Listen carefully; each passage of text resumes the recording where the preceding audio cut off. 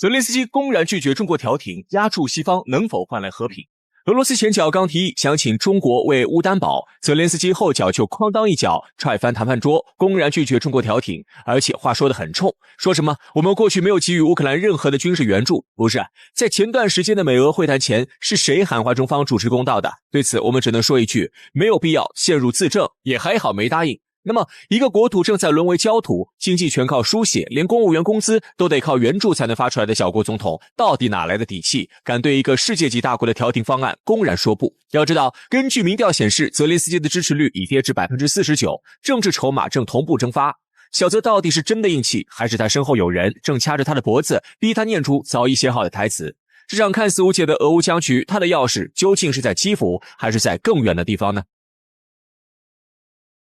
想看懂泽连斯基的选择，首先要明白一件事，今天的乌克兰已经不是一个主权完全独立的国家，它更像一个重症监护室里的病人，身上插满了各种管子，每一根管子的另一头都连着西方的生命维持系统。战争打的是钱，是后勤，是工业生产能力，而乌克兰的经济早在2022年开战后不久就开始暴跌了，那它凭什么能跟号称世界第二军事强国的北极熊打到现在？答案只有一个，被输血。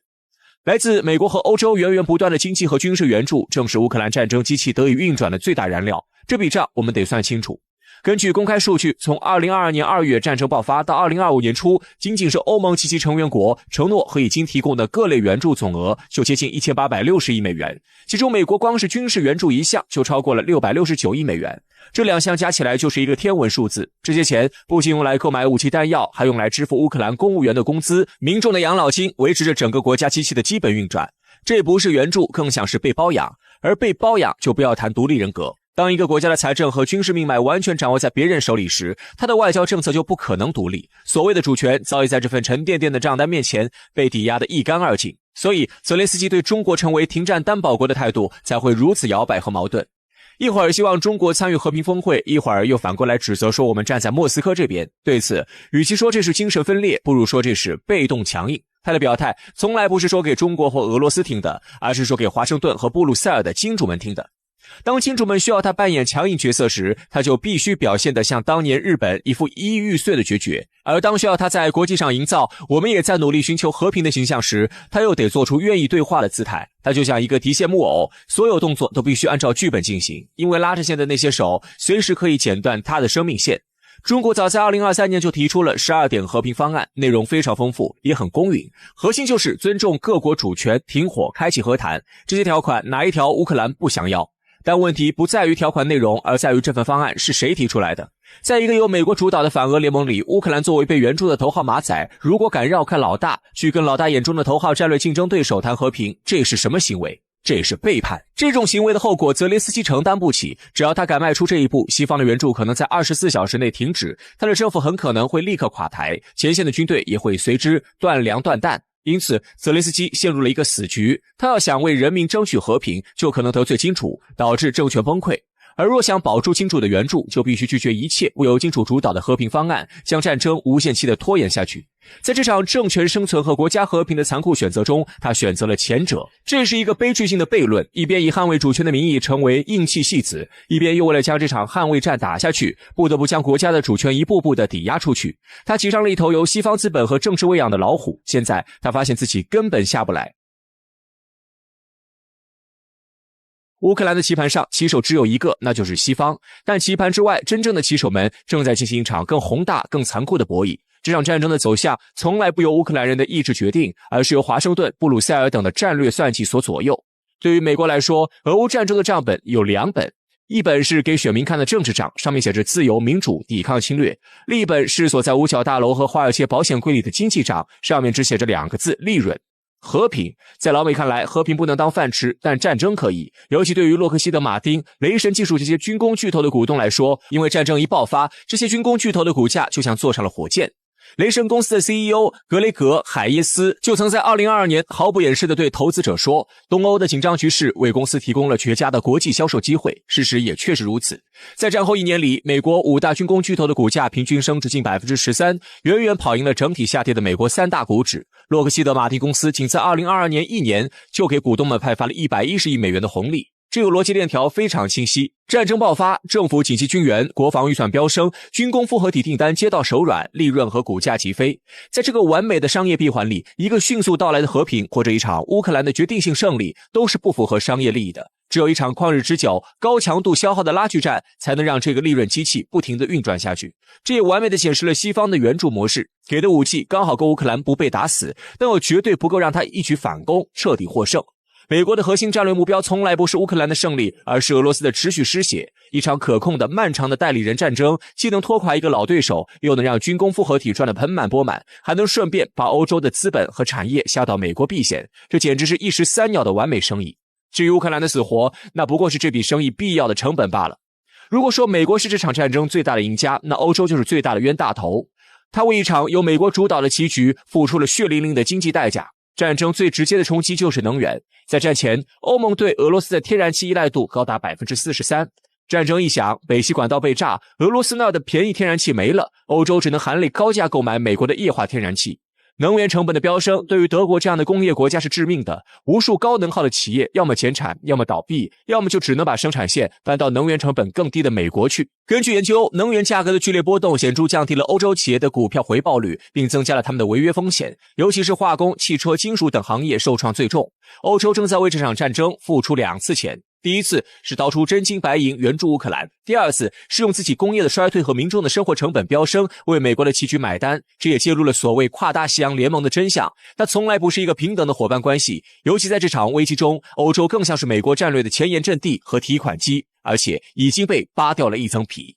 同时，由于欧洲的安全高度依赖美国军事存在，因此进而导致了自身的战略自主权丧失，只能眼睁睁地看着自己的经济利益被牺牲，以维持美国提供的安全保护伞。在这样一盘棋局中，中国所提出的早日停火停战、开启和谈就显得格外高明。我们拒绝被裹挟进非黑即白的阵营对抗，而是始终坚持客观公正的立场，坚守和平底线，力求避免冲突扩大。这一招打的不是俄乌战场的短期结局，而是全球人心的长期走向。而这也向广大的亚洲、非洲、拉丁美洲国家展示一个与西方截然不同的形象，一个致力于和平发展、尊重主权的大国，而不是一个热衷于搞阵营对抗、靠贩卖战争牟利的霸权。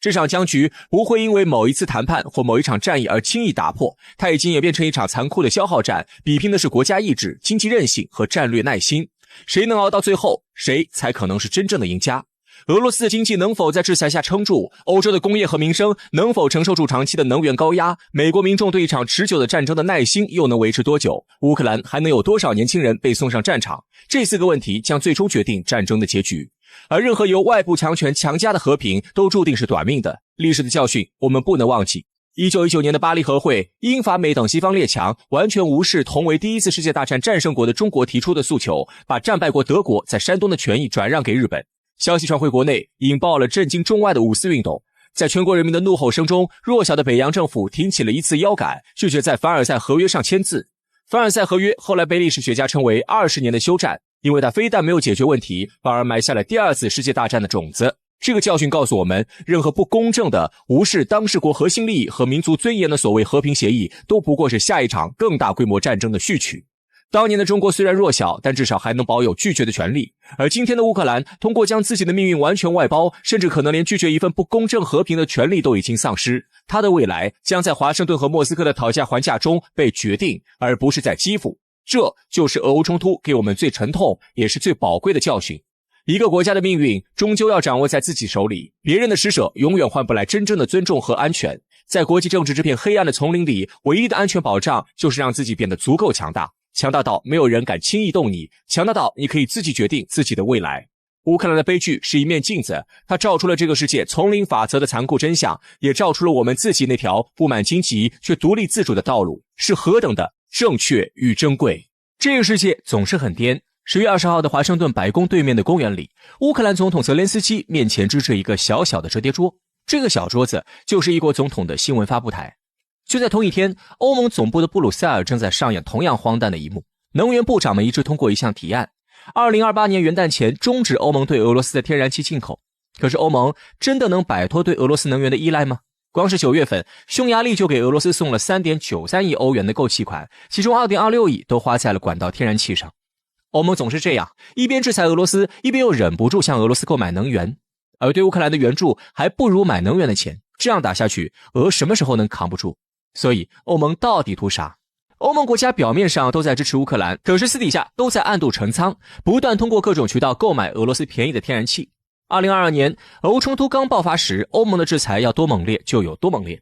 从原油禁运到给俄油设60美元每桶的价格上限，再到把189艘俄油轮列入黑名单，先后制裁过俄罗斯的船只多达342艘。前不久，欧盟开始实施对俄罗斯的第19轮制裁，更是连俄液化天然气都盯上了，号称要彻底切断能源联系。冯德莱恩不断强调欧盟必须终结对俄罗斯的依赖，可实际情况是，欧盟的制裁就像两张皮，说一套做的却是另一套。俄罗斯卫星通讯社算过一笔账，西方越制裁，俄罗斯反而赚得越多。比如近年来，俄罗斯通过转售能源多赚了310亿美元，欧盟自己倒贴了2875亿美元。为啥会这样？这是因为很多欧盟国家私底下悄悄地在玩曲线购能，比如一些国家通过印度买下的俄油衍生品，而后油轮在公海上掉个头，这样就绕过了所有制裁条文。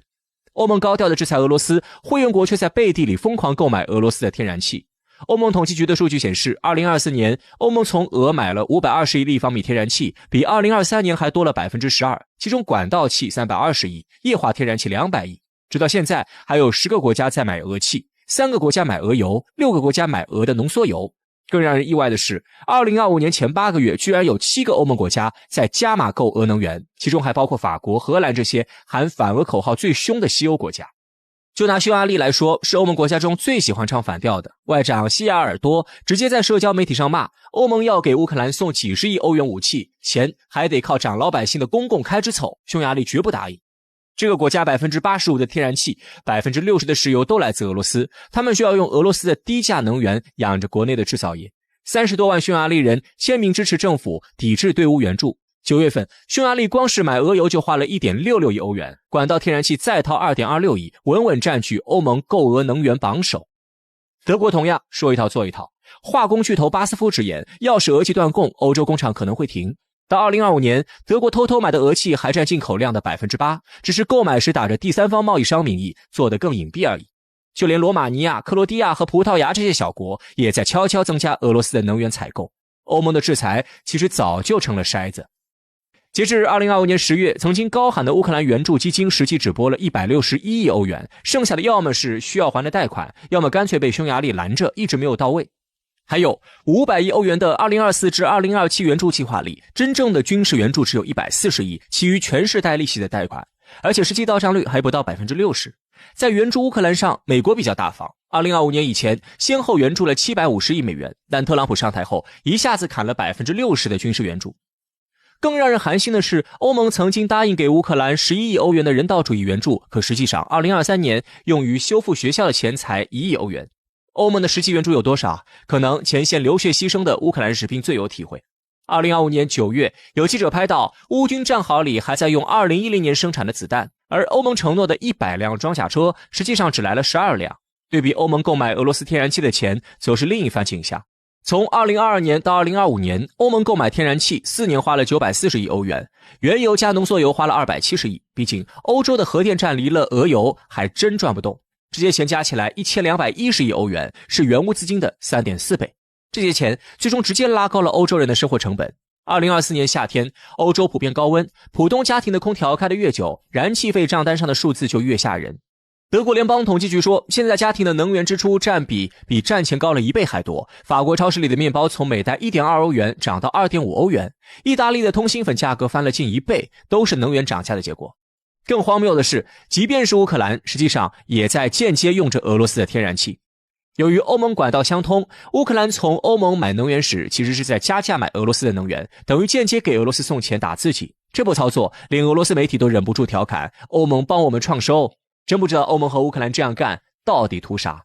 买俄罗斯的天然气，而后反补给敌人。欧盟和乌克兰这样干实际上有自己的苦衷。欧盟有啥苦衷啊？最根本的还是怕俄罗斯打自己。试想一下，如果俄罗斯占了乌克兰，下一个可能就是波兰、立陶宛。刚下台的德国总理舒尔茨曾私下跟企业老板说，就算多花1000亿买气，也不能让俄罗斯重塑欧洲版图。这种焦虑在欧盟国家里比较普遍。为了所谓的安全，他们宁愿忍受高能源价，可普通民众不愿意，能源涨价，最终买账的还是他们。2023年，欧洲消费者组织调查显示，超过1/3的家庭冬天得把暖气温度降到18度以下省电费，还有15%的家庭干脆舍不得开暖气。如果欧洲再遭遇极寒天气，储气率跌到25%以下，就得触发3级应急预案，先停学校，再停商场、居民楼分层供暖。此外，欧洲的压力更多还来源于美国。2025年8月，特朗普和冯德莱恩在苏格兰签了个离谱的贸易协议。欧盟承诺2025到2027年每年向美国买2500亿美元能源产品，3年总共7500亿，这相当于欧盟2024年从美国进口能源总额的3倍多。作为回报，美国只是把威胁的30%惩罚性关税降到15%。时任法国总理贝鲁气得直骂这是欧洲黑暗的一天，说这就是对美国指令的屈从。尽管大家都觉得憋屈，可是没办法，美国已经把对欧 LNG 出口占比提到了 45%， 还通过通胀削减法案挖走欧洲的绿氢企业，可布鲁塞尔只能硬着头皮认命。现在的欧盟一边骂俄罗斯，一边跪求天然气，同时还要看美国脸色，种种纠结已经快把欧盟搞得精神分裂了。这种分裂进一步加剧了欧盟内部矛盾。中东欧国家喊着立刻断气援乌，波兰甚至放话就算冬天冻死也不买俄气，可转头就通过德国中转买俄油。说到底，即便是有了美国的承诺，欧盟一时半会儿还是和俄罗斯脱不了钩。